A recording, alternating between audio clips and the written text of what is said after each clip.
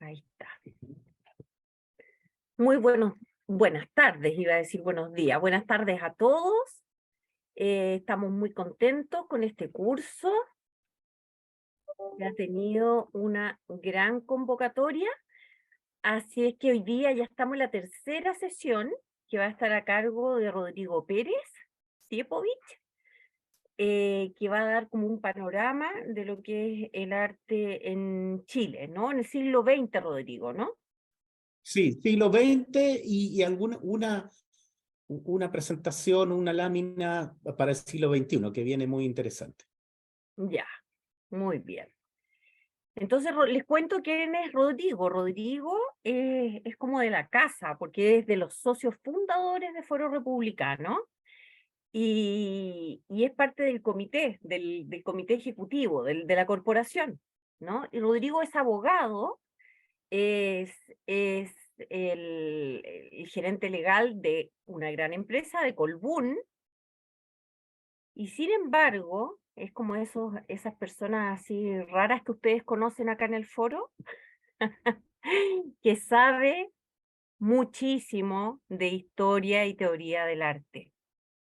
Rodrigo ha estudiado historia y teoría del arte en muchas universidades, ha estudiado también filosofía, algo de ciencias políticas, en la universidad, él es abogado por la Universidad Católica, pero todos estos Católica, otros sí. estudios los ha hecho en la Universidad Adolfo Ibáñez, en la de los Andes, en la misma Universidad Católica y también en el Warburg Institute de Londres, ¿no? Algunos cursos, sí. Algunos cursos.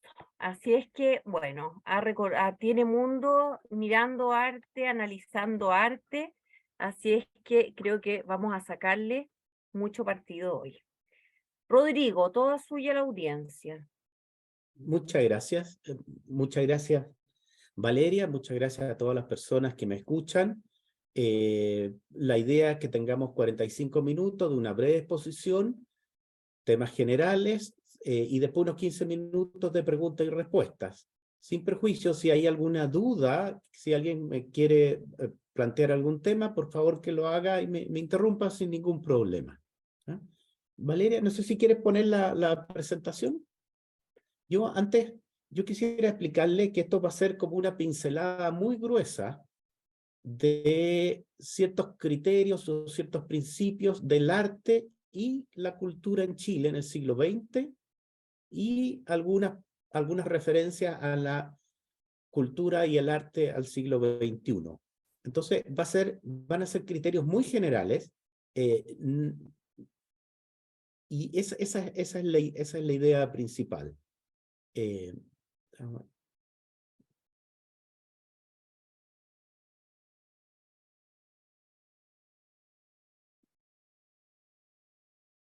Tengamos presente que arte y cultura no es lo mismo, pero sí es algo que está muy relacionado, tiene una relación muy estrecha desde un punto de vista doctrinal, desde su origen, están muy relacionados, pero no es exactamente lo mismo.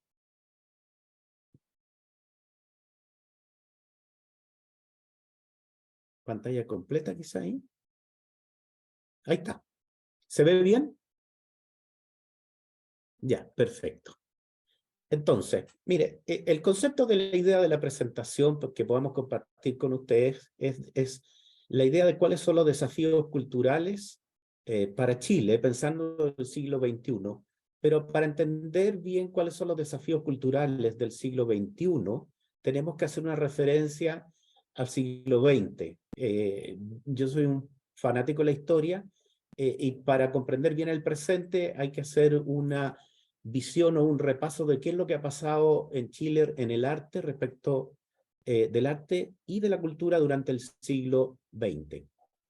Al final de la presentación yo me voy a referir básicamente a tres grandes artistas chilenos que tienen influencia en la cultura. Uno es, sin lugar a dudas, Vicente Huidobro, que si ustedes lo ven, es el artista que está a mano izquierda. Y vean toda la conexión de Vicente Huidobro. Este es un cuadro que está en la Biblioteca Nacional, pintado por Picasso en el año 1921 porque Huidobro era muy amigo de Picasso. También tenemos a Gabriela Mistral, y aquí en el caso de Gabriela Mistral yo quería mostrarles una imagen que es un homenaje que se le hace a Gabriela Mistral, que es un mural que se inauguró el año 1970 por Fernando Daza Osorio, y es el mural que todos ustedes conocen en el Cerro Santa Lucía. Osorio, que tiene influencia de los muralistas mexicanos, ¿no? Vamos a ver que aquí no hay un arte independiente de Chile per se, sino que hay mucha influencia extranjera. Entonces, está todo el arte y la cultura muy relacionado. Bueno, y a mano derecha, Neruda, Neruda, que corresponde a un retrato que hizo Guayasamín en el año 1952. Neruda y Guayasamín eran bastante amigos. ¿Ya? Si quieres, pasemos a la siguiente, Valeria. La idea es una pequeña introducción, una segunda parte respecto a las influencias externas de los movimientos culturales y estéticos en Chile en los siglos XX y XXI, las ideas o tendencias en Chile sobre el arte y la cultura en el siglo XX y su proyección en el siglo XXI, y los tres grandes artistas que ya le mencioné, y su comprensión sobre la evolución y los desafíos del arte y la cultura, y una pequeña presentación, una pequeña lámina de cómo entender y visualizar el arte y la cultura en el siglo XX, pensando en el siglo XXI. Aquí yo quisiera hacerle referencia, si alguien quiere interesar o meterse más en los temas de arte en Chile, yo destacaría dos grandes autores, aunque existen muchos, pero uno es Eugenio Pereira Salas, es un gran historiador del arte en Chile, sobre todo en la primera mitad del siglo XX. Si a alguien le interesa, este libro es un libro póstumo, un muy buen libro de él. Es publicado en 1992, pero él básicamente tiene su desarrollo intelectual en la primera mitad del siglo XX y una parte de la segunda mitad del siglo XX. Y el segundo libro muy conocido en Chile sobre arte, que se llama Chile Arte Actual, de Milán Ivelich y Gaspar Galaz. Dos grandes autores de reconocido prestigio. Este es un libro antiguo de 1988. Si quieres, pasamos a la siguiente. Veamos, mire, aquí yo quisiera hacerle una introducción, que es un poco teórica, pero sirve para entender, que no es lo mismo, hay similitudes, pero también hay diferencia entre los conceptos de arte y de cultura. Y es necesario, para entender los desafíos culturales, entender la diferencia y la relación que existe entre el arte y la cultura. Desde un punto de vista del origen del concepto de cultura, yo diría que hay tres grandes tiempos en las ideas de cultura. Primero, al final del siglo XIX y a principios del siglo XX, el concepto de la cultura se entendía como aquella producción que producían los artistas para las élites, es decir, la cultura se asemejaba a las grandes producciones artísticas. Y aquí destacaban grandes autores como Jacob Burckhardt, Johann Huizinga, con un gran libro que se llama Otoño de la Edad Media, y también el gran representante de la iconografía o iconología que se llama Avi Warburg, que es el fundador del Instituto Warburg, donde yo tomo algunos cursos. Y hay un segundo momento, y hay una especie de diálogo, que después esta forma de entender la cultura de un punto de vista de cultura de élites, se traduce a una cultura de orden popular. Y aquí llegamos al concepto que se denomina cultura popular, y que está influida por ciertas ciencias como el folclore, la etnología, la antropología, y que hay grandes autores como como el crítico literario americano Clement Greenberg en su libro Arte y Cultura.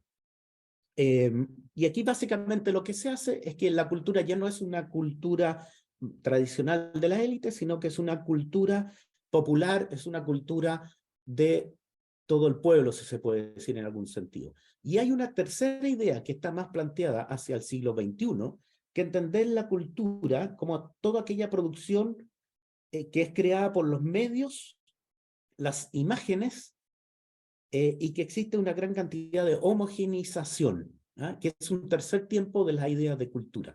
Y ahí es toda la cultura que se va creando y se va traspasando específicamente a través de los medios de comunicación y los medios tecnológicos. Si quieres, pasemos a la siguiente, Valeria. Ahora, en Chile, un gran historiador de las ideas y la cultura, no del arte, sino específicamente, sino el concepto de la cultura, es Bernardo Subercaseaux, que tiene 4 libros sobre la idea y la cultura en Chile. Y aquí en el siglo XX, y también un poco pensando en el siglo XXI, tenemos que visualizar 4 o 5 grandes ideas de cómo ha ido evolucionando la cultura en Chile. Uno es diversidad cultural y laicización, es decir, en el siglo XX había más bien una unidad cultural y una visión más bien clerical de la cultura. Hoy día ha ido evolucionando hacia un mundo totalmente distinto de diversidad y de laicización, ¿no? Casi no existen obras de renombre, de determinación de importancia desde un punto de vista religioso, aunque sí lo existen, pero no son determinantes. También hay una evolución hacia y un contrapeso entre globalización e identidad nacional. Siempre existe ese contrapeso en la cultura, en que por una parte, ya lo vamos a ir viendo más adelante, hay una diferencia o una tendencia hacia la globalización, pero también hacia la construcción de una identidad nacional. También en el siglo XX se ha visto muy claramente una brecha entre lo rural y urbano. Hay una cultura rural y hay una cultura urbana que tiene manifestaciones culturales de distintos órdenes. Al final del siglo XX, una creciente participación de mujeres en la cultura y también en la producción artística. Y pensando ya más hacia futuro, el arte y específicamente la cultura tiene un gran desafío desde la perspectiva del uso de las imágenes, los medios y la masificación. Con los medios tecnológicos, los medios de comunicación, el uso de imágenes, la cultura cada vez se ha masificado más y ya lo vamos a ver un poco más adelante con ejemplos concretos. Si quieres, pasemos a la siguiente, Valeria. Primero, influencia, aquí tenemos el primer tema, la influencia externa en los movimientos artísticos y culturales de Chile en el siglo XX. Es decir, para comprender correctamente cómo evoluciona el arte y la cultura en Chile, tenemos que mirar hacia el exterior.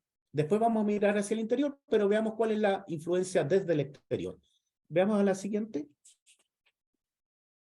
Los movimientos artísticos y culturales de Chile en el siglo XX-XXI han sido influenciados por distintas corrientes internacionales y especialmente aquellas corrientes que vienen de Europa y de Estados Unidos, ¿ya? Y a continuación vamos a presentar algunas influencias más significativas, más relevantes. Veamos la siguiente. Primera influencia destacable. Hay varios más, pero yo quisiera destacar esta primera, que es la influencia del surrealismo, ¿no? El mayor representante del surrealismo en Europa viene de Salvador Dalí. Tuvo un gran impacto en Chile y especialmente a través de Roberto Mata, que trabajó en varios países en Europa y conoció a Dalí. Tanto es así que, como les dije inicialmente, una obra, estas obras, si se dan cuenta, miren la obra que tienen ustedes hacia arriba, es una obra de Dalí que se llama La persistencia de la memoria, y por eso la persistencia de la memoria aparecen esos relojes de esa manera, de manera surrealista, de manera un poco onírica, ¿ya? Y al lado derecho ustedes tienen otra obra, que es una obra, o a mano izquierda, perdón, hacia abajo, es una obra también de Roberto Mata, y Roberto Mata también tiene unas obras, un grupo de obras que se llama Paisajes de la Memoria, que curiosamente está muy relacionado con el título del cuadro anterior de Dalí, que se llama Persistencia de la Memoria. Toda la idea de la memoria es algo que en la primera mitad del siglo XX tiene mucha influencia en Europa y en la producción artística, ¿eh? Por ejemplo, este gran estudioso del arte que es Avi Warburg tiene un gran libro que se llama Atlas Mnemosyne, que es el Atlas de la Memoria. ¿ya? Y hay un gran psicólogo alemán, que es Carl Jung, que también trabaja sobre la base de exploración de la mente y la psicología y la utilización de memorias oníricas. Y esta es la primera gran influencia que hay desde el mundo extranjero, desde Europa especialmente, sobre la producción nacional y específicamente en Roberto Mata. El concepto es memoria, sueños, mundo onírico. Vamos a la siguiente. Otra influencia que viene desde el extranjero es el pop art, que bueno, que todo el mundo más o menos lo conoce, muy conocido. El principal exponente del pop art es Andy Warhol, que tiene un impacto significativo en un autor chileno como puede ser Mario Carreño. Miren ustedes, y aquí yo quiero empezar a hacer la conexión. Miren el cuadro de arriba de Mario Carreño, que se llama Mascarón de Proa, de 1975, pero a su vez miren la imagen que está abajo, que es el Mascarón de Proa de Neruda, que está en su casa museo de Isla Negra. ¿Ven la imagen que es exactamente igual? Entonces, para que vean ustedes que en el concepto de arte especialmente, hay una conexión muy directa entre la influencia externa, que es Andy Warhol en el pop art, y cómo a su vez Mario Carreño toma una imagen muy conocida, que es el mascarón de proa de Neruda en su casa y la transforma en una obra de arte, ¿ah? Distinta. El pop art se caracteriza por utilización de imágenes de cultura popular, de consumo masivo, etcétera, y exploración, publicidad y estética comercial. No sé si ustedes se han dado cuenta la gran cantidad de artículos que usan las imágenes de pop art para venderse. Por ejemplo, carteras, poleras, etcétera. Eso es lo propio una de las cosas propias del pop art. Sigamos a la siguiente.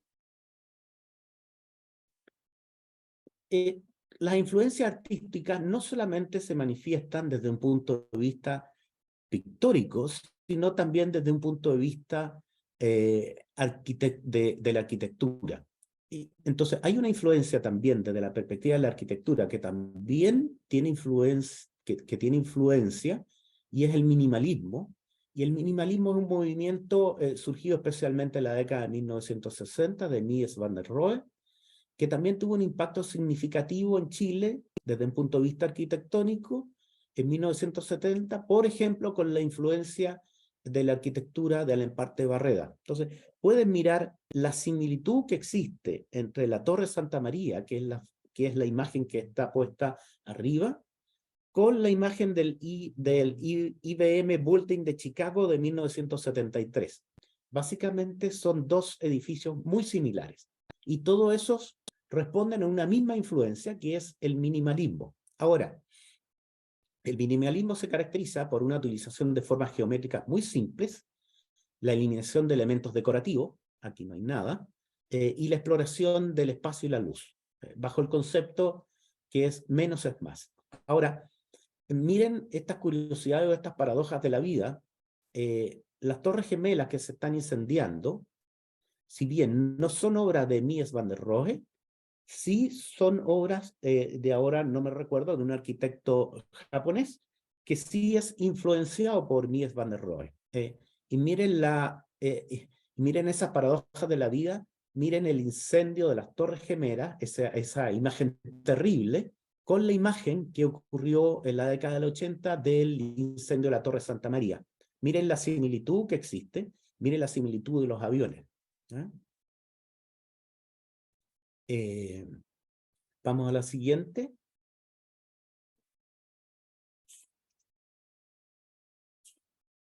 Aquí ya estamos entrando a una etapa distinta de las influencias artísticas internacionales sobre Chile. Y aquí yo quiero destacar un gran autor alemán, que es el creador o es la máxima exponente del arte conceptual, que es un autor alemán que se llama Joseph Beuys,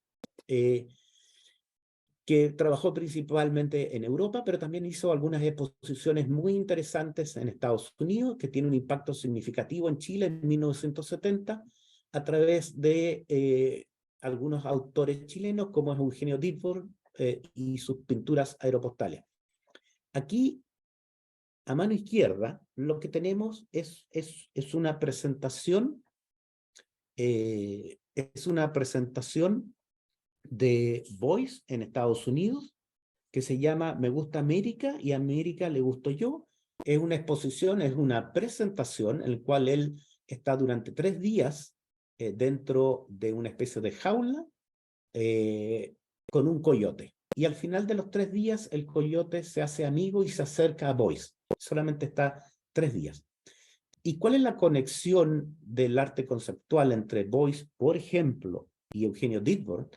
Que todo el origen de la creación de Beuys parte del origen de que Beuys era un piloto alemán de la Segunda Guerra Mundial que cae en Crimea y es salvado por habitantes de Crimea que lo salvan y lo mantienen durante varios meses en su casa, y de esa manera puede salvar su vida, y de ahí empieza a desarrollar su gran obra artística, Beuys. Y por su parte, entonces, el punto de partida de Beuys es el concepto del viaje, y una de las grandes obras de Eugenio Dittborn son las famosas pinturas aeropostales del año 1984, que es la que se ve a mano derecha. Y este arte conceptual, estos dos representantes del arte conceptual, se caracterizan por la utilización de ideas y conceptos en lugar de una creación de objetos físicos propiamente tales. Y ya empieza a haber una exploración de temas políticos y sociales, y existe una conceptualización o idea más importante de la obra de arte como un objeto físico o material, es decir, más que la obra de arte propiamente tal, más que el producto, es el concepto o la idea que hay detrás, ¿ya? Y para finalizar, como última tendencia, última tendencia que influye en el arte y en la cultura chilena, está básicamente la globalización, que ha tenido un impacto significativo en los movimientos culturales y estéticos de Chile, en el siglo XXI, especialmente en el arte contemporáneo. Aquí hay una circulación de ideas y artistas a nivel global que ha permitido la inclusión de nuevas perspectivas y técnicas artísticas. Pero a su vez, la globalización enfrenta como contrapartida la cultura de las identidades. Aquí ustedes ven cómo, por ejemplo, una expresión artística o cultural, Shakira, que tiene una relevancia a nivel internacional, pero también vemos cómo ya el arte pasa a ser un elemento esencial de la cultura, que es la creación de imágenes como de Coca-Cola, o como que es una imagen de publicidad oriental, o el uso o la utilización de imágenes también globales de McDonald's en Rusia. Vamos a la siguiente, Valeria. Ideas o tendencias en Chile sobre el arte y la cultura en el siglo XX y su vigencia en el siglo XXI. Vamos a ver, ahora nos vamos a meter específicamente en Chile, qué es lo que empezamos a ver a partir del siglo. Vamos a la siguiente. Esto es al principio del siglo XX, que es lo que tenemos aquí, que tenemos al grupo Montparnasse. Esta es la pintura más tradicional, donde hay una experimentación del color, hay una experimentación de las formas, como el cuadro de la mujer que está sentada al medio, y ya también hay una experimentación de temas cotidianos, como son los niños que están escribiendo, y de temas sociales, como es la casa de campo. Si se dan, y aquí tenemos un gran autor, como es Pablo Mori, que es la mujer que está de viaje, que es la mujer que está a mano izquierda, un cuadro muy conocido. Si se dan cuenta, esta es como la pintura más tradicional de comienzo del siglo XX en Chile, pero ya presenta algunas tendencias de innovación como exploración de temas, colores y formas. Vamos a la siguiente. Aquí ya estamos llegando a la década del 30, tenemos al movimiento surrealista. Aquí a mano derecha, la pintura que está hacia arriba, vemos una pintura de Carlos Sotomayor, que también tiene alguna influencia con influencia también de Dalí, ¿ah? Con su forma de ver el mundo, su forma redondeada. También aquí hay una influencia en Carlos Sotomayor. Ya antes habíamos visto a Roberto Mata.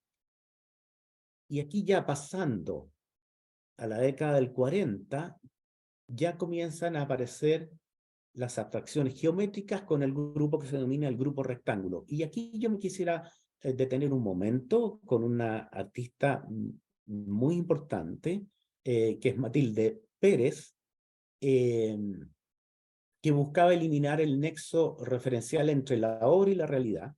Y el arte es un arte de ideas solamente.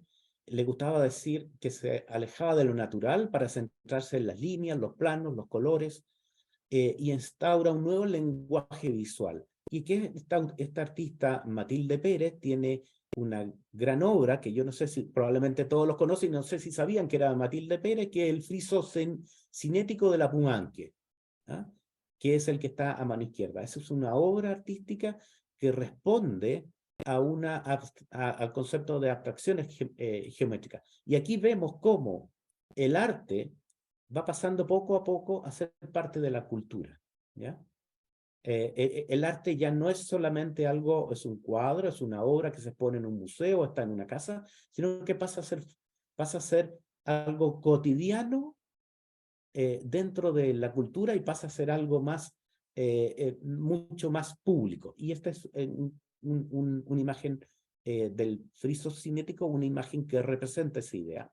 Y a mano derecha también vemos una serigrafía sin título, también de Matilde Pérez, y no pude encontrar, pero también lo que se ha muchas veces, esas serigrafías de Matilde Pérez se han traducido en motivos de géneros, y esos géneros se han traducido en vestidos femeninos. No lo pude encontrar, pero sí se puede encontrar, y ustedes ven cómo el arte pasa a la cultura, a la vida cotidiana, sin que muchas veces uno se dé cuenta. Y esto desde la década del 40. El arte siempre va adelantándose. El buen arte, aquí hay que diferenciar. No todo lo que se produce o no todo lo que se dice que es arte, ¿ah? Y cómo distinguimos qué es arte y qué no es arte es algo difícil, pero yo confío en el tiempo. El tiempo muchas veces es el que te va diciendo esto es arte y esto no es arte, o esto es un arte de menor relevancia. Vamos a lo siguiente. Aquí ya entramos a la década del 50. Aquí entramos ya básicamente, aquí quisiera destacar a Gracia Barrios. Aquí ya hay temas en que la influencia política empieza a tener mucho mayor relevancia. Hay una gran diversidad de estilos a partir de 1950, 1970. Se empezaron a abordar temas de orden social, políticos, mucho más que las décadas anteriores, y se buscaron nuevas formas de expresión a través de abstracción y figuración. Ahí tenemos un cuadro bien conocido de Gracia Barrios. Y yo también quisiera destacar, vuelvo a destacar el concepto de arquitectura, porque también es arte, y es un arte que traspasa naturalmente al mundo de la cultura, que es la creación de Fernando Castillo Velasco. Ahí tenemos una pequeña imagen de una casa de Castillo Velasco. Y aquí yo quisiera destacar, Castillo Velasco no crea desde nada. Castillo Velasco estudió en Inglaterra, y el concepto de construcción en base a ladrillo y la forma tiene una influencia bastante directa de la arquitectura inglesa. Y también en 1970 vuelve a destacar Eugenio Dittborn con su utilización, el concepto del arte ya deja un poco lugar a la relevancia de la obra propiamente tal, la belleza de la obra deja estar un poco al lado, y lo que se quiere instaurar es más bien una crítica social y política a través del arte, más allá de la calidad de la obra de arte propiamente tal. Sigamos adelante. No puedo dejar de mencionar también dentro de Chile ciertas tendencias que son diferentes a las tendencias anteriores, y el hiperrealismo. Y aquí en el hiperrealismo yo quisiera destacar a dos grandes autores, Claudio Bravo y Hernán Baldovino. Claudio Bravo obviamente tiene es un autor chileno que es muy conocido, pero vean cómo Claudio Bravo también de una manera u otra, y también Hernán Baldovino, han sido influenciados por tendencias internacionales. Esta obra de Claudio Bravo, que se llama La Tentación de San Antonio, y curiosamente es distinta, pero representa la misma iconografía o iconología de La Tentación de San Antonio de Dalí. Básicamente, lo que hay aquí es cómo representar las tres tentaciones de San Antonio, que es el apetito o la pasión, el orgullo y el deseo de poder. Entonces, cada uno de estos, por ejemplo, cada una de estas imágenes representan de manera distinta.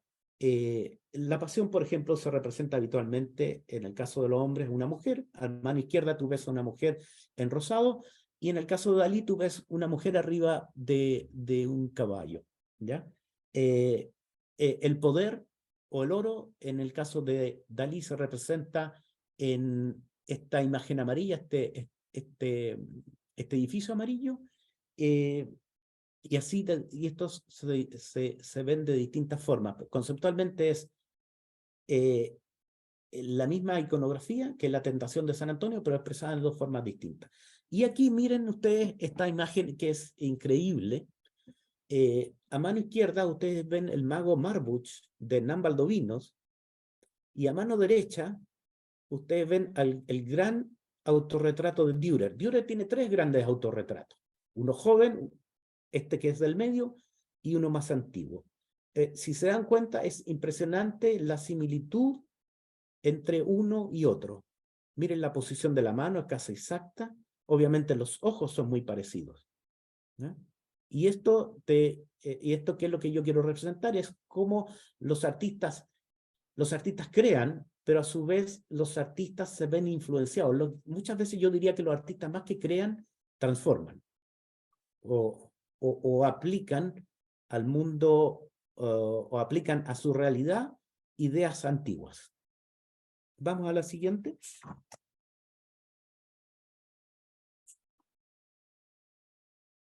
Ya. Aquí ya entramos a la década de 1980, 1990 directamente. Aquí ya hay una utilización de elementos figurativos y narrativos en el arte, y hay una explotación de temas políticos y sociales muy evidente. Aquí tenemos una obra de Gonzalo Díaz que se llama Los Hijos de la Dicha, que es ese tríptico que está arriba, en la parte de arriba. Básicamente lo que está haciendo Gonzalo Díaz es una crítica al desarrollo económico de Chile previo al año 1980. Lo que está haciendo es una crítica un poco al hedonismo que, según él, existía en esa época.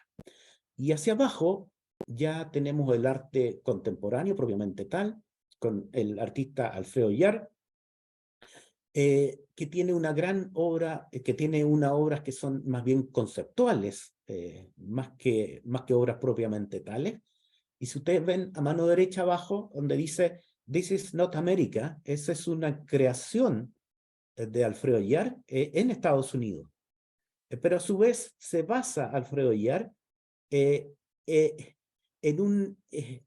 una obra de Michel Foucault que se llama Esto no es una pipa, que es un libro, que es un ensayo sobre Magritte. Y todos saben ustedes que Magritte tiene un cuadro famoso que dice "esto no es una pipa", como diciendo esto no es una pipa sino es un cuadro. El mismo concepto, la misma idea la aplicó 50, 60 años después Alfredo Illar en Estados Unidos, en un motivo distinto, también diciendo esto no es América, a similitud de lo que dijo Magritte en algún momento, esto no es una pipa. Vamos a la siguiente. Y aquí vamos llegando ya a cómo tres grandes artistas en Chile han entendido la comprensión de su obra, los desafíos de su arte y de la cultura. Entonces aquí es donde vamos a ver tres grandes artistas, empezando por Vicente Huidobro. Vicente Huidobro, como todos saben ustedes, es un gran poeta. Renovó la poesía de Chile, pero también renovó la poesía del mundo.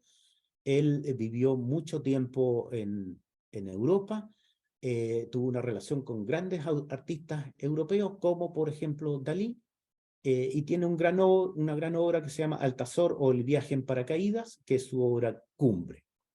Es el fundador del creacionismo, es una figura de relevancia a comienzo del siglo XX en Chile. Yo diría que tuvo más relevancia internacional que relevancia nacional.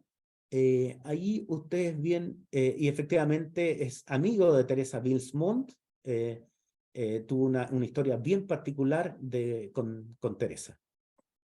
Y ven ustedes cómo se plasma el creacionismo de él, que es un creacionismo poético de palabra, en una obra que se llama Moulin, que es el molino que está debajo, que lo hizo él exactamente. Él no es un pintor, pero es el que produce básicamente este concepto. Y es básicamente creacionismo que influencia mucho a otros autores europeos.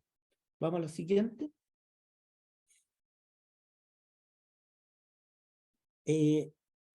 ¿Cuál es lo esencial de Huidobro? Para Huidobro, que es entre comillas, el que origina el concepto de creacionismo, el poeta es un pequeño dios y es un creador en sentido absoluto. Y su trabajo es crear, no describir. ¿Ah? Él crea a partir de su intención. Y esto es una gran influencia en muchos artistas europeos a partir de 1920, 1930. Y esta cita refleja la filosofía poética de Huidobro, que buscaba romper con los convencionalismos literarios y crear una poesía radicalmente nueva y original. ¿Ah? Miren esta foto, cuando yo les digo el poeta es un pequeño dios, miren la imagen de Huidobro en el centro, como un pequeño dios en algún sentido, un dios con minúscula por supuesto, pero el poeta como el centro de la creación, o el artista como el centro de la creación. Vamos a la siguiente.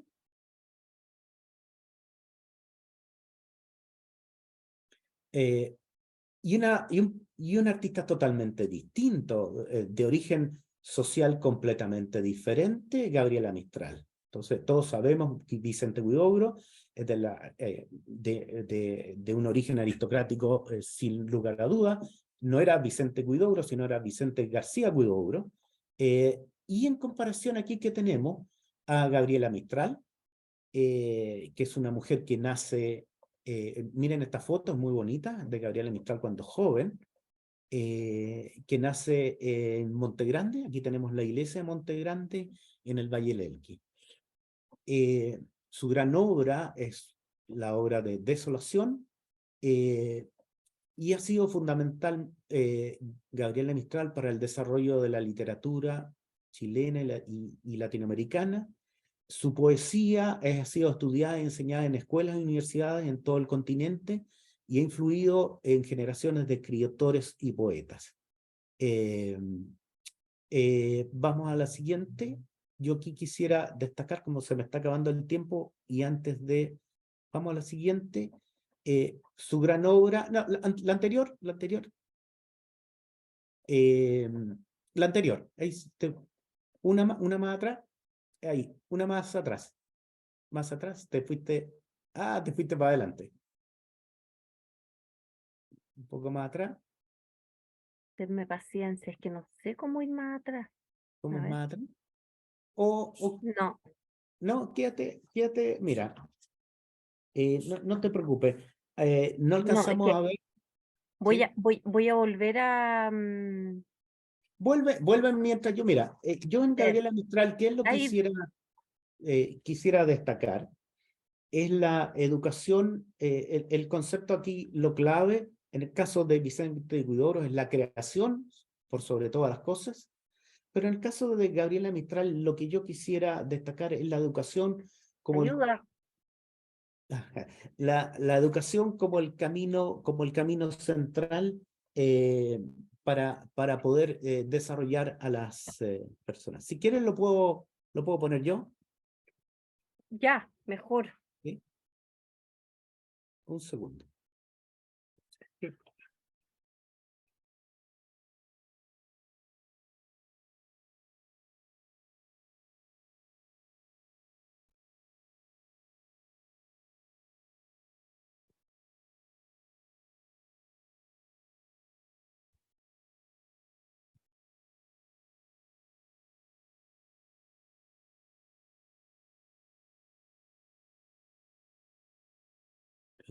Estoy inhabilitado.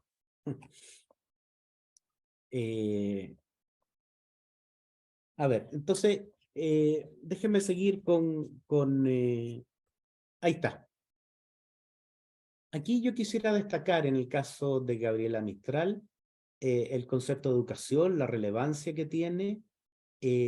Miren una cita que encontré, que la encontré estupenda, que dice: la cultura es la sonrisa de la humanidad y es lo que nos hace más elevados, más sabios y más puros. Y vean la sonrisa de Gabriela Mistral en su carácter de educadora, que es lo esencial en Gabriela Mistral, y vean cómo los niños o las niñas que están a su alrededor, todos tienen una sonrisa. Entonces, yo quisiera destacar, muchas veces se destacan otras cualidades de Gabriela Mistral, como su carácter a veces un poco hosco, pero yo quisiera destacar la labor que no es tan necesaria hoy día, que es la labor de la educación, eh, y cómo esa educación se traspasa en una sonrisa, en una felicidad, tanto del profesor, que era básicamente lo que era Gabriela Mistral, como las personas a quien educa. Vamos a la siguiente. Bueno, y aquí entramos a un artista muy complejo, que es Pablo Neruda, que sin lugar a duda mezcla lo que es producción artística con un activismo político muy fuerte. No quiero decir que los otros no tengan alguna posición política, sí lo tienen, pero es distinto. Aquí hay un activismo de carácter político bastante fuerte. Hay algunas obras que son especialmente políticas, como por ejemplo Oda a Stalin, pero hay otras obras que no lo son tanto. ¿Ah? Eh, ¿Pasa a la siguiente, Valeria? A su vez, la obra artística de Neruda también se traduce en producciones culturales masivas. Por ejemplo, en la música, y ahí los jaivas traducen parte de la obra de Alturas de Machu Picchu de Neruda en una obra musical. Entonces, eso te das dando cuenta cómo se va conectando las ideas artísticas con una influencia hacia ideas culturales. Y también, antes que los jaivas, incluso ya existía una obra artística de canto como Canto de Semilla, ¿eh? Que no era de los jaivas, sino de otro autor que no recuerdo en este momento. Vamos a la siguiente, antes que se nos acabe el tiempo. Y aquí básicamente es una posición bastante artística, bastante política de Neruda, cuando dice: podrán cortar todas las flores, pero no podrán detener la primavera. Y esta cita refleja de Neruda sobre la fuerza y la resistencia a la naturaleza y el poder de la vida sobre la muerte, etcétera, etcétera. Pero esto es una metáfora más bien de orden político. Entonces yo quisiera destacar, y vamos a la siguiente.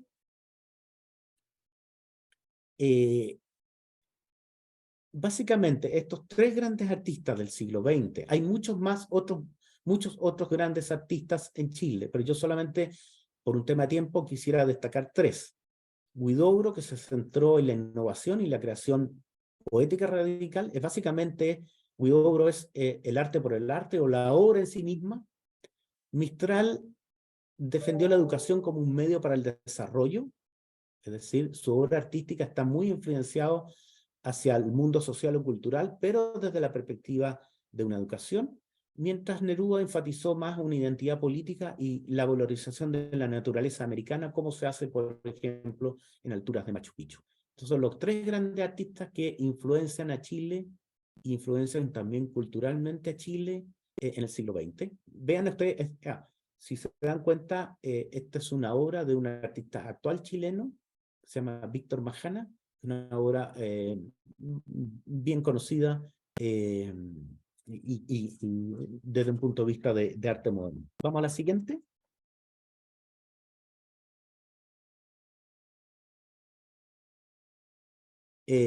¿Cómo visualizar? A ver, estas dos últimas diapositivas para terminar. Yo diría que desde la segunda mitad del siglo XX existió un fuerte interés o compromiso de los artistas, pintores y poetas en temas sociales y políticos, aunque no de manera exclusiva. En muchos casos, esta tendencia se ha manifestado como una expresión legítima de compromiso social y político de artistas con la realidad del país. Sin embargo, también existen casos en que la ideologización ha llevado a la imposición de perspectivas políticas y culturales en detrimento de la diversidad de opiniones y una libertad creativa artística. Es decir, lo político en el arte, cuando tiene mucho mayor relevancia, produce, a mi juicio, una disminución de la calidad artística. Y uno de los primeros problemas principales de este fenómeno es que puede llevar a una simplificación excesiva y una estandarización de la producción artística.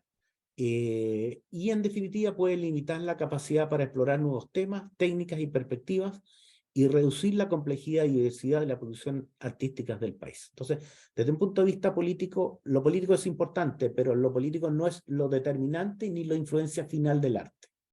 Y la última, Valeria, antes de dar la palabra. Ya. Aquí, solo para finalizar, y esto ya más, no es pensando hacia atrás, sino pensando hacia futuro. Yo diría algunas ideas para pensar en las tendencias culturales y en las tendencias culturales y en la producción artística que va hacia el siglo XXI. Ojo, mucho ojo con los grafitis, ¿ya? Los grafitis puede ser una especie de arte que tiene una influencia cultural muy grande, no se ha estudiado lo suficiente, pero es un fenómeno internacional. Aquí ustedes a mano izquierda ven un graffiti de San Vicente, ¿ya? Que es el primero a mano izquierda.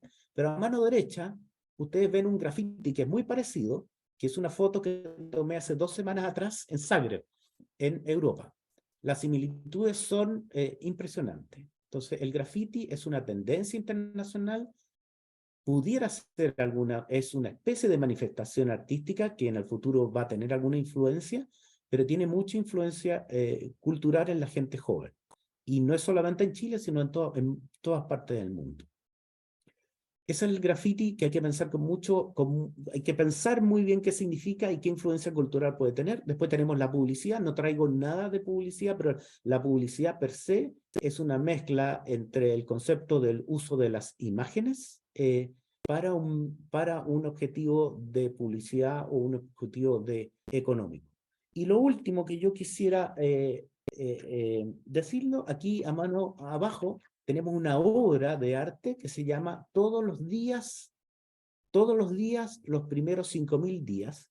Esto es una obra hecha por un autor que se llama Mike Winkelmann, que se llama Beple, que es arte digital, y todos los días durante 5000 días fue agregando una imagen digital a una imagen digital mayor, y eso se transformó en una obra de arte. Y esta obra de arte en un total de $70 millones. ¿Ya? Lo que se vende, obviamente, más que la imagen propiamente tal, lo que se vende es el derecho, etcétera, pero eso es lo que costó esta imagen. Así que, dicho eso, yo sé que este es un repaso muy amplio, muy general de muchos temas, y dejo abierta las preguntas, las dudas, la discusión.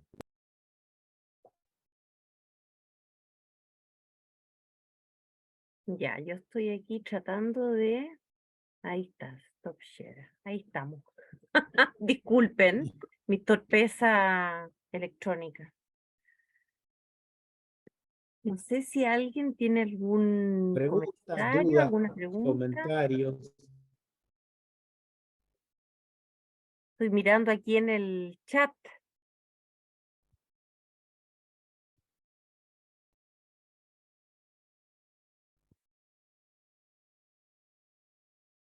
Efectivamente, ahí alguien dijo, ahora rayan todo el metro. Efectivamente está todo rayado. Está rayado el metro, están rayadas las estaciones de trenes. Si bien no es una disculpa, esto es un fenómeno que no solamente en Chile, aunque puede ser que en Chile en los últimos años se ha manifestado de manera bastante más, más que otros países, pero efectivamente no es un fenómeno exclusivamente nacional. Rodrigo, ¿puedo hacer yo ¿Sí? una pregunta? Sí, Que, claro. ¿cómo, a ver, porque, ¿cómo podemos distinguir entre algo que es una obra de arte o algo que no lo es? Porque de repente pasa que uno mira, no sé, un cuadro o cualquier cosa, una escultura, y uno dice, pero esto, la escultura Esto tal no vez no es es arte. difícil, pero, no, que uno piensa, esto lo podría haber hecho un hijo mío, no sé, jugando un rato en la tarde, pintando colores, haciendo, son cosas bonitas algunas, pero que uno diría, ¿será una gran obra de arte? Es decir, esta separación que tú mismo mostraste, ¿no? En esta secuencia histórica, esta paulatina separación de las obras con la realidad y teniendo un centro más en el artista que en lo que pretende, que en lo que trata de mostrar, no sé cómo decirlo, pero ¿tiene algo que ver con eso? ¿Cómo se relaciona en el fondo la percepción que tiene el artista de la realidad con que algo sea arte o no? ¿O no hay ninguna relación a tu juicio? Mira, es un tema, yo sabía que venía esa pregunta porque es súper complejo. Hay una forma de verlo, de, decir, de relacionar el arte con la belleza, que es la forma tradicional, y yo tiendo a quedarme allí en que para mí es arte aquello que es bello, aunque no necesariamente lo bello tenga que tener unas formas tradicionales, porque hay arte moderno que no tiene formas tradicionales que es bastante bello. Eso es un tema. Pero hay otros autores respecto a los cuales yo no estoy de acuerdo, pero no puedo sino repetir lo que se dice. Dice, es arte aquello que yo digo que es arte, que es una especie de voluntarismo. ¿Ya? Y arte porque yo lo digo porque yo soy artista. Y hay un tercer concepto que es esto, que es un libro de Arthur Danto, que dice el arte después del fin del arte, o después del fin del arte. Hay varios autores ya en teoría del arte que dicen que el arte terminó y que ya no existe. ¿Ah? Que es un tema bastante novedoso y se relaciona también con otro autor que se llama Hans Belting, que es uno de los principales pensadores de la teoría del arte alemán, que dice que el arte propiamente tal nace a partir del Renacimiento. Antes no existía arte y por tanto el arte es una etapa dentro de la civilización, pero hoy día ya estamos llegando al final y hoy día ya lo que se produce hacia el futuro ya no es arte. No estoy de acuerdo con eso. Yo me quedo más bien en una forma más tradicional que decir que arte es aquello que está relacionado, es una expresión creativa que traduce un concepto de belleza, aunque no sean las bellezas las formas habituales de lo que uno entiende por bello. Es una discusión bastante compleja. No sé si alguien quiere comentar algo. Aquí alguien puso algo en el Sí, chat. por acá. ¿Comentario? Ahí está Jorge. Y bueno, primero comentar de que el fin del arte es una idea absurda, estúpida, encuentro yo. Suena bacán, suena bonito. Es como decir el fin de la historia. Bueno, primero porque sociológicamente las generaciones van muriendo y naciendo. Lo mismo que el aprendizaje, decir que no es necesario enseñar las matemáticas elementales o el alfabeto porque ya es muy viejo, es absurdo. Las nuevas generaciones requieren de una educación que les permite ingresar a la civilización y a la cultura. Si tú dejas a un niño de 0 años durante 10 años abandonado a su suerte en la selva, como el caso del toro de Nahuel Buta, ¿qué sucede? Es una persona completamente fuera de lo que se le llamaría civilización y cultura. Entonces el arte siempre va a ser necesario, por muy viejo que sea la obra, en la medida que las generaciones se van renovando, del punto de vista, digamos, sociológico, psicológico. Ahora, que la creatividad del arte se está agotando, puede ser discutible, pero me parece que no. Digamos, siempre hay formas nuevas, o al menos el espíritu humano, que es algo permanente, siempre va a tener necesidad de arte, independiente si es nuevo o es viejo.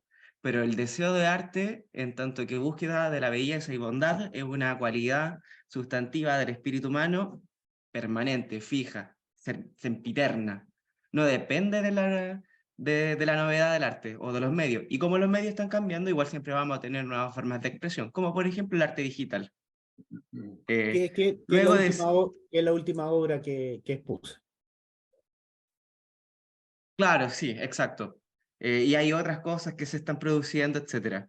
Y luego decir que algo es arte porque yo digo, y yo tengo la autorización de decir que algo es arte porque soy artista, y luego soy artista porque hago arte, es de un egoísmo tremendo. Sí. Entonces, espérate, esto tiene un problema conceptual. Bueno, como solamente depende de mí autoclasificarme como artista, cualquier cosa, cualquiera puede decir que es artista, luego cualquier cosa es arte, entonces no tiene definición. Y lo que no tiene definición o es todo o no existe. Y como sabemos que el arte no lo es todo, entonces no existe. Lo cual es un absurdo lógico de quien lo plantea, por lo tanto se descarta. Así de simple, no, algo que no tiene definición o lo es todo o no es. Pero sabemos que el arte es algo, porque lo Yo, podemos enunciar. Una paradoja lógica que Jorge, lo único que...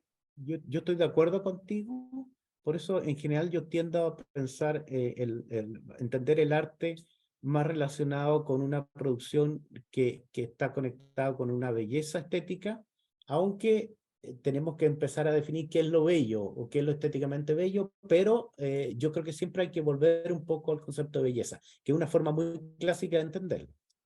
que Sí, decía, pero era para responder esas posturas más posmodernas, más progres, qué sé yo, que cualquier Jorge, cosa es esto y Esas visiones totalmente progres. desestructurado, Sí, totalmente amorfo, sin sentido.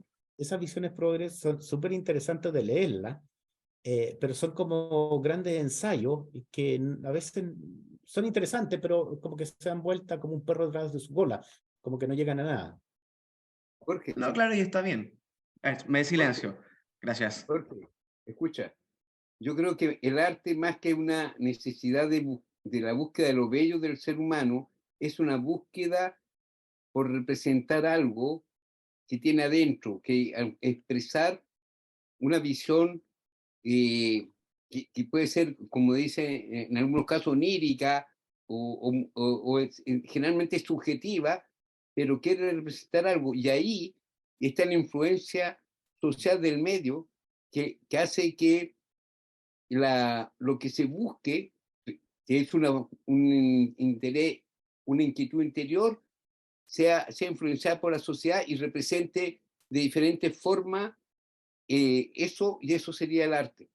Más que nada una expresión de querer mostrar a la gente algo que tiene adentro, una búsqueda espiritual en el fondo, y representarla de alguna forma visual.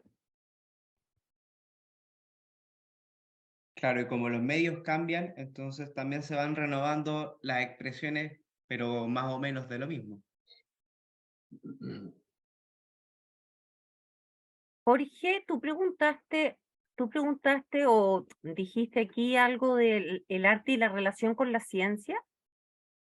No, No, ese es Jorge simplemente, Pérez. Yo soy Soto. No, pero es que Ah, aquí yo tengo a perdón. Jorge Pérez. Me silencio, gracias. no, simplemente tratando de acotar el arte, a lo mejor el arte en contraste con la ciencia, digamos, hay algo ahí que puede ayudar a definir el arte. Acá hay otra persona que pregunta, Rodrigo, ¿qué piensas sobre la inteligencia artificial? que si va a Y- desplazar definitivamente el arte clásico. Lo que pasa es que, el arte implica la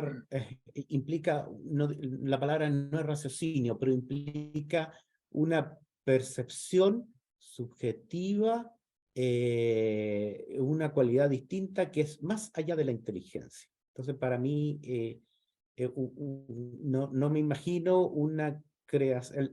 El arte es una creación humana. ¿Mm? Algunos autores dicen que la naturaleza es un arte propiamente tal, pero es una analogía solamente. Pero todos los grandes pensadores han dicho que el arte es una creación humana. Entonces, desde esa perspectiva, ¿podría una máquina, un sistema crear arte? Yo creo que no. Yo creo que sí, ¿Mm? porque es una máquina que está a esa semejanza del humano y con un raciocinio y un aprendizaje a través de lo que el humano le enseñó. Y de hecho hay robots que hacen pinturas, qué sé yo, y tú lo ves, y si te dicen es de Juan Pérez, tú te lo vas a comprar, pero lo hizo un robot. Pero estoy de acuerdo, pero es arte. Llegamos a la definición de arte. Para mí el arte es una creación humana y una máquina no es humana, salvo que la máquina sea dirigida por un hombre, que es distinto. Es que no se nace, con la inteligencia artificial no es dirigida propiamente tal, porque ella, sí, pero sí tiene un proceso de aprendizaje, ¿ya? Y en ese proceso de aprendizaje puede tomar elementos de diferentes personas, tal como los humanos tomamos información y conocimiento de diferentes personas. Aprendemos de un profesor de castellano, aprendemos de un profesor de historia, un profesor de biología, un profesor de filosofía, de matemática, y vamos estructurando nuestro pensamiento en base a una múltiple conjunto de información que nos llega de diferentes fuentes, y la inteligencia artificial funciona exactamente igual y cada vez más perfecta. Yo no estoy de acuerdo con eso, porque de todas maneras la construcción del arte significa la proyección también del espíritu, de la apreciación de tu entorno, de las experiencias. No es solamente el aprendizaje que uno pueda tener de un artista que te inspiró. Incluso las inteligencias artificiales tienen que haber tenido un programador que lo haya enriquecido con cierto tipo de conocimiento y además también con las conexiones que tiene de esos conocimientos. Pero hay un nivel de apreciación de la vida entera que no la va a tener porque no tiene vida. No puede decir, por ejemplo, no sé, voy a pintar a la madre dándole pecho a una guagua cuando nunca ha sido madre, nunca ha sido hijo, no sabe el vínculo, no tiene espíritu, no creo que lo puede repetir, pero no lo puede dar. Materialmente lo puede hacer y puede ser Claro. mejor que un artista, pero la pregunta es si es arte o no. Yo vuelvo a lo básico, y esto es un tema discutible, está recién empezando la inteligencia artificial, van a haber grandes ensayos sobre este tema, pero para mí el arte, vuelvo a lo esencial, a lo básico que vimos con Ricardo, el arte es creación humana. ¿Ah? Si la máquina es un instrumento del hombre, sí, pero la máquina per se no tiene sentimiento, no tiene ese espíritu que decía la persona que nos había dicho antes. Jimena quería decir algo. Sí, a ver, ¿saben qué? Es que este es un debate muy, muy interesante. Yo creo que, yo creo que acá faltan varios conceptos que aclarar, sobre todo sobre el desarrollo del pensamiento filosófico en la cual se sustentan todas las vanguardias del siglo XX. Y yo creo que ahí a Ricardo le faltó dejar muchas cosas en claro de cómo avanza Marcuse, cómo avanza la guerra cultural, cómo avanza todos los relativismos. Y yo espero poder exponerlo lo mejor posible la próxima semana cuando me toque, pero básicamente se ha perdido el carácter de que el arte es producto de un artesano mucho más fino, un artesano que es un filósofo y que trata sobre los trascendentes. Y los trascendentes son son las preguntas fundamentales que el ser humano se hace con respecto a la cultura, que es el culto a Dios, ¿ya? La representación de lo que ellos quieren, porque siempre el arte empezó para dar culto, y también por otro lado la decoración para aliviar el espíritu, para recrear siempre y elevar el hombre hacia lo más bonito.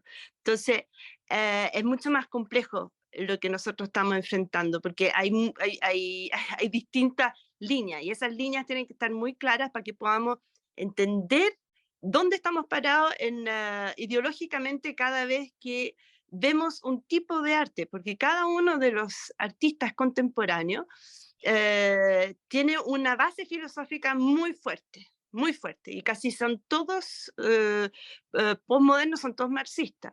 Entonces uno no puede decir que, porque tienen una intencionalidad, y la intencionalidad de cada una de las vanguardias que van a hacer una pregunta sobre los límites del arte, qué es el arte, las mismas preguntas que nosotros estamos haciendo acá, y eso impide que uno tenga un goce del arte, ¿ya?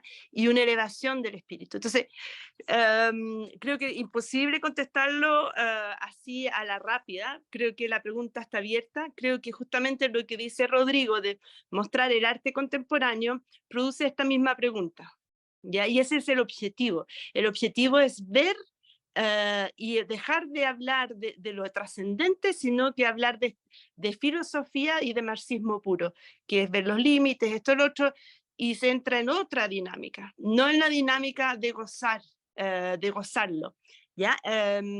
Entonces, en ese sentido, yo creo que amerita que volvamos a tomar un poco lo de Cristian para la próxima clase, para justamente ver cuáles son las filosofías que están detrás de las abstracciones, cuáles son las filosofías que están detrás de Beuys, cuáles son sus incentivos, cómo afecta la guerra esto, cómo afectan las ideologías marxistas, cómo afecta el arte no objetivo, qué hay detrás del arte no objetivo, qué hay detrás de Beuys. Beuys es un desgraciado, ¿me entendió? ¿No? Entonces hay que ir viendo quiénes son. Ponte tú, que uno siempre, Mondrian, uno lo consideraba maravilloso. Resulta de que Mondrian tenía una relación espantosa con las teístas y con gente que estaba muy metido en cosas muy destructivas en cuanto a filosofía. Entonces yo estaría dispuesta como a analizar un poquito más a fondo todas las corrientes de pensamiento más profundas que mueven a todas estas vanguardias a tomar lugar. Porque así, como así, no vamos a contestar nunca la pregunta, nunca. Pero nunca, es imposible. Yo pregunté qué pasa con la influencia político-filosófica en el arte. No veo la conexión, es la pregunta que yo hice. Sí, sí, la conexión es fundamental, porque en el fondo el arte va a ser tomado como una manera de hacer guerra psicopolítica, ¿ya? Porque van a tratar, todos los filósofos marxistas van a decir cómo nosotros podemos deconstruir esta sociedad y implantar nuestro orden. Entonces ellos veían de que básicamente nosotros teníamos la bondad, la belleza y la verdad juntos y expresados dentro del arte, que era sublime y maravilloso.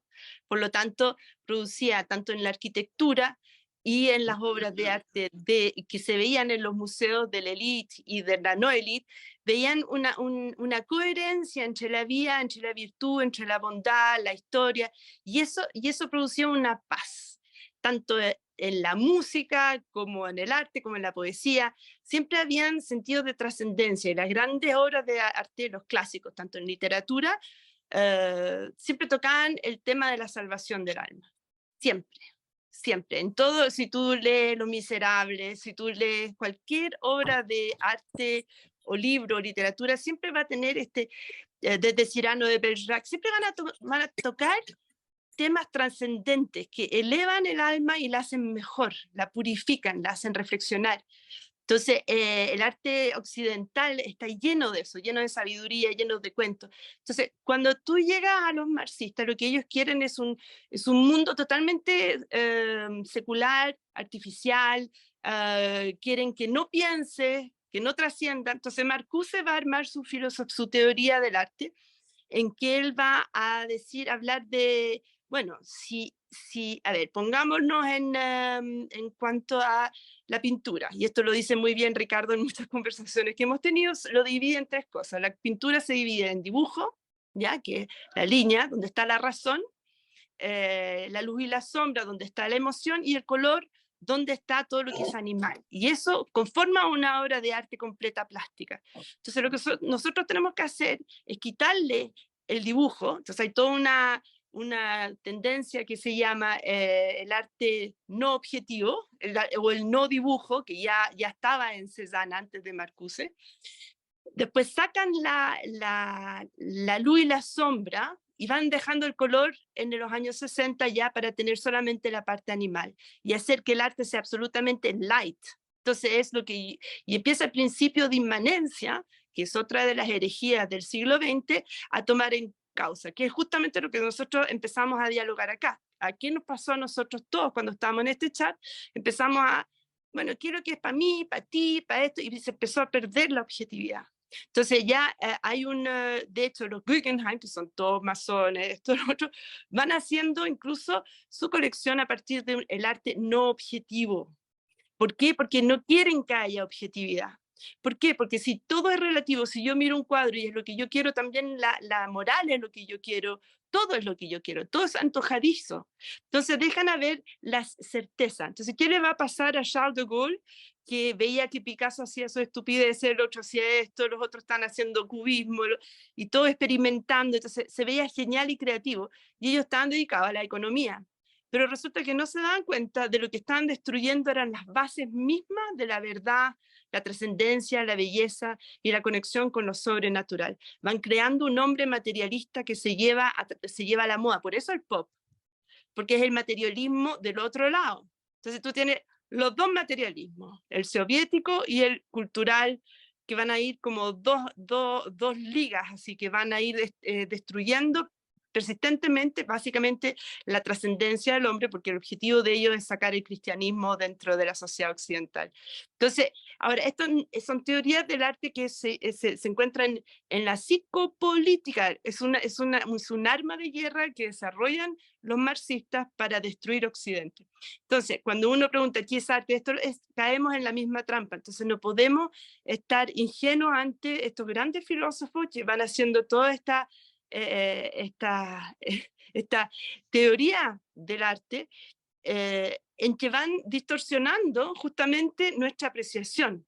Entonces nosotros dejamos de tener una objetividad en cuanto a la calidad de dibujo, en cuanto a la calidad de una pintura, porque no tenemos parámetros, ¿ya?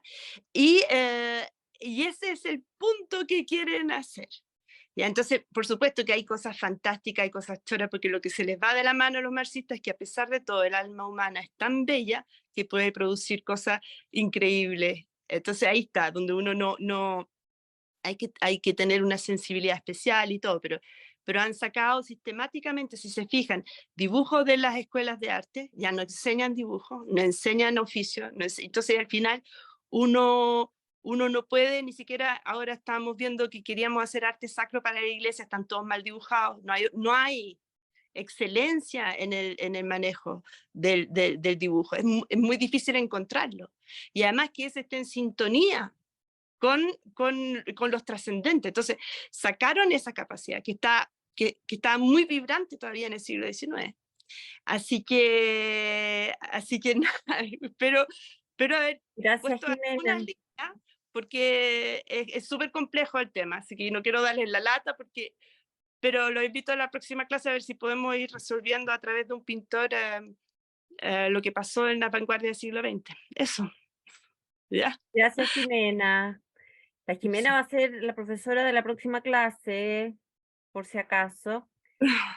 Oscar, Muchas gracias. Quería hacerle una pregunta a Rodrigo. Y dado que, por lo menos yo creo que todos los presentes nos damos cuenta de que la verdad, la belleza y la trascendencia son fundamentales en el arte, ¿cómo es que se ha permitido que esta estrategia, ¿no es cierto?, marxista que ha tomado por asalto el arte, lo haya transformado a tal punto que es hoy día un arma política. Y, y tal vez ha influido la comercialización del arte también en este cambio que estamos viviendo.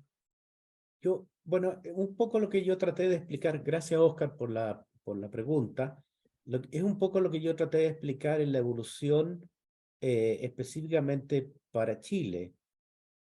Primero hay una influencia extranjera, que hay una serie de movimientos, tendencias que influyen en el desarrollo artístico nacional. Eso es lo primero. Lo segundo, yo diría que hay distintos tipos de artistas chilenos. Hay algunos con mucho más influencia política que otros, como el caso Neruda, y otros mucho menos. Esa es la segunda idea. Tercero, yo creo que la formación académica universitaria atiende mucho a las influencias extranjeras y eso hace, y me sumo a lo que dice Jimena, hace que la creación tienda a pensarse, aunque sea no de manera quizás intencional, unos sí intencional, otros no, en que haya efectivamente una creación artística de mucho menos valor y con una influencia mayor de carácter político. Y la cuarta o quinta idea para finalizar, siempre el artista busca un motivo, una razón de expresión, y una razón o un motivo de expresión lo encuentra en el mundo político porque es mucho más inminente, se ve de manera más fácil. Y eso te hace crear obras que tienen un mayor contenido político. Es lo que se produce en el año 80 con las pinturas aeropostales, con una serie de creaciones posteriores, también las creaciones de Illar. A lo que yo quiero Gracias, Rodrigo. manifestarles cómo se traducen todas estas ideas que ha explicado Ricardo y que nos está explicando Jimena y nos va a desarrollar también Jimena en la próxima clase, es la historia y la evolución artística y cultural de Chile. ¿No? Y ahí vuelvo a insistir, el graffiti, volvamos a pensar, ahí el graffiti tiene un tema súper relevante. La pregunta es, ¿qué se quiere expresar con el graffiti? No hay yo creo que hay estudios, pero recién se están haciendo los estudios de base. Entonces la pregunta es, ¿qué se quiere expresar con el graffiti? ¿Qué se quiere expresar también con las obras, con las creaciones electrónicas de algún sentido que están conectados también a inteligencia artificial? ¿Qué es lo que se quiere expresar y cuáles son las ideas que están detrás? Mi impresión, y esta es una cuestión que yo no la he pensado mayormente, sino mi impresión, yo creo que ni siquiera el marxismo tradicional está detrás. ¿Ya? Ni siquiera. ¿Ahí algo nos quería decir Jimena? No, o sea, Jimena, ¿tú quieres decir algo al respecto? Pero ahí hay cosas importantes también que pensar, y es que cuando uno dice que la batalla cultural hay que darla porque el marxismo cultural empezó todo esto, hay que ver que también la historia de Occidente es bastante más compleja, ¿no? Y que empieza con el liberalismo como actitud básica frente a la vida. Y ese liberalismo empieza en sociedades em, que después nunca en la vida van a ser marxistas. Van a ser progres, van a ser mundialistas, como lo puede ser ahora Estados Unidos, Inglaterra, qué sé yo, pero no nunca marxistas. Y sin embargo, ese liberalismo que tuvo su cuna allí en el mundo anglosajón fue el que después permeó al continente, ¿cierto? Y por ahí al marxismo. Entonces, las cosas son bien, ese espíritu, esa actitud de no sé, ¿no? De creer que uno lo puede todo y que uno es un individuo autónomo y que por lo tanto es más valioso lo que yo pienso y siento que cualquier otra cosa que pueda estar afuera. Ya ni siquiera pensemos en Dios, pensemos en la comunidad, derechamente, ni eso. Entonces, yo creo que ahí está la cosa. No sé si eso era, Jimena, lo que tú ¿Era otra cosa que querías decir? Dila, dila. Es que tienes que desmutearte.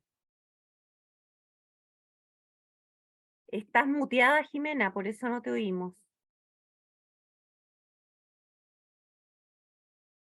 Quizás está hablando con otra persona. Ah, puede ser. Jimena, ¿estás hablando con nosotros? Parece sé. que no. Ya. Bueno, Pero yo yo estoy creo que tratando de desmutearla, pero no pasa nada. Ya, ahora sí, ya. No, Sí. lo que pasa es que todo el tema de los graffiti es un tema de estética, ¿ya? Una estética que también es una manera es una herramienta sociopolítica que busca, uno, degradar al ser humano, llenarlo de fealdad, deprimirlo y al final crear desesperanza. Entonces, todo el mundo y la cultura de los grafitis además está llena de simbolismo que están dados por el profesor, sabe muy bien, no sé si Heine da clases magistrales sobre todos los simbolismos que están, porque o sea, yo tengo mi taller en Bellavista y uno cacha, todas las pandillas van dejando sus códigos. Entonces, no es tan así. Todos los grafitis van teniendo toda una serie de simbolismos que se van a ir leyendo para mover masas a hacer ciertas acciones. Entonces, vemos marcas de brujería, marcas de anarquismo, fechas, números, que si uno cuando sabe de politología puede leer la calle y sabe que iba a haber un estallido social. ¿Ya? Se sabe dónde van a estar los narcos, saben que esta esquina está tomada, está todo firmado. Entonces, y tiene un motivo, la degradación de todo hace que la gente se deprima y se sienta de que no se empodera. Entonces, es una manera, por algo está todo rayado y por algo la comunista del centro no ha pintado las calles, porque ella tiene que permanecer esa estética de lo feo.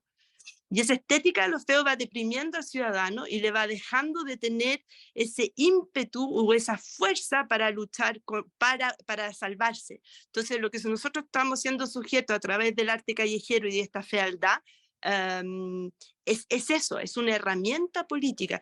Por eso que digo que, ojo, no hay nada de artístico, es solo psicopolítica. Y todos los gallos que los promueven y les pasan porque es re caro, les pasan los sprays, hay comandos. Cuando hubo un comando de derecha trabajando para el rechazo, les rompían todos al minuto con una cantidad de plata salvaje, porque la calle tiene que ser de la revolución.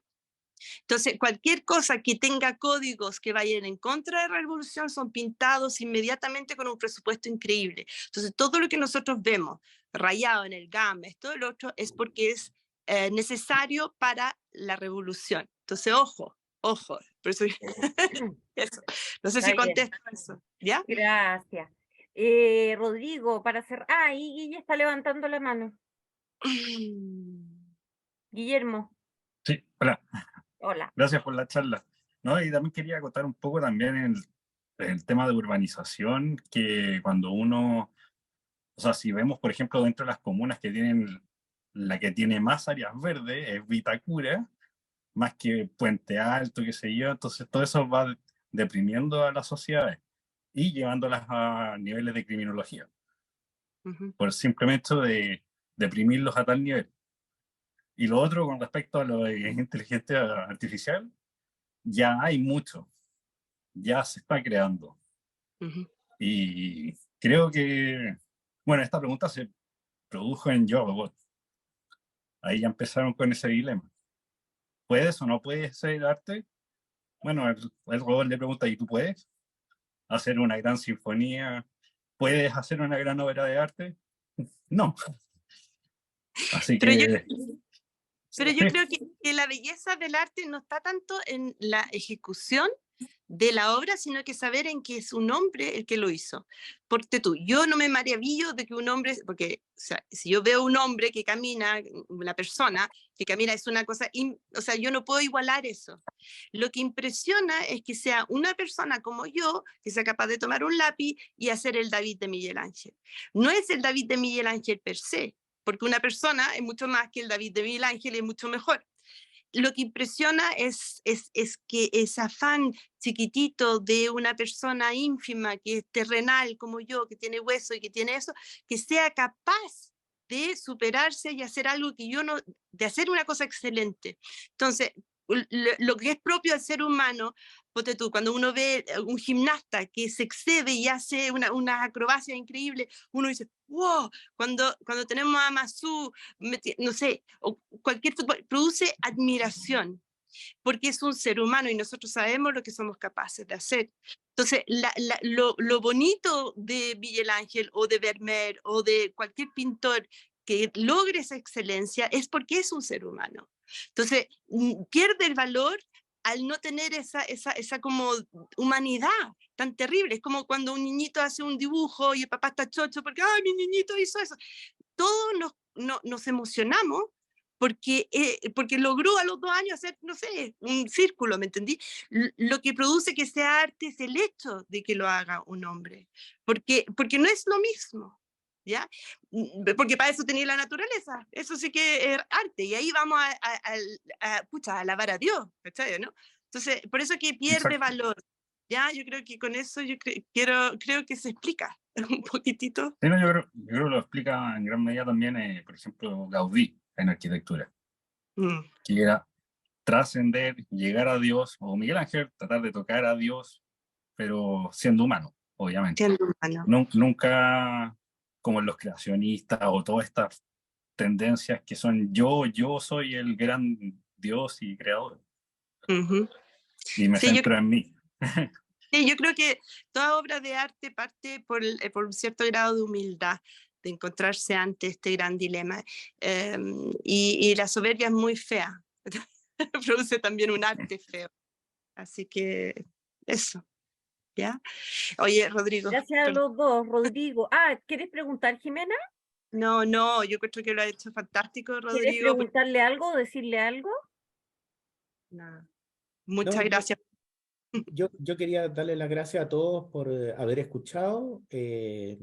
Yo creo que las charlas son bien interesantes, las charlas de Ricardo han sido muy buenas, nos dan un camino, unos criterios para definir qué es lo que es arte, y Jimena nos va a explicar también en la próxima clase específicamente cómo se traduce un buen arte a partir de un gran autor alemán. La idea mía era presentar una pincelada muy rápida sobre cómo se ha traducido el arte y la cultura en Chile en el siglo XX y qué es lo que nos espera hacia el siglo XXI.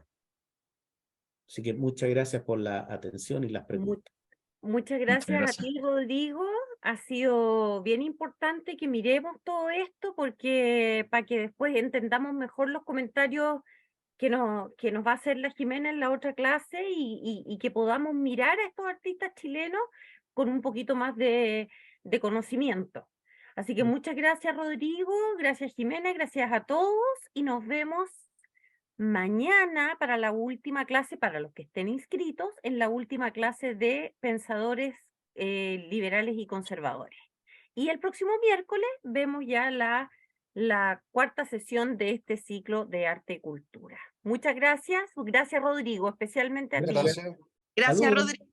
Pasaste. Chao. Gracias. Chao. Gracias. Chao. Gracias. Adiós. Chao, papá.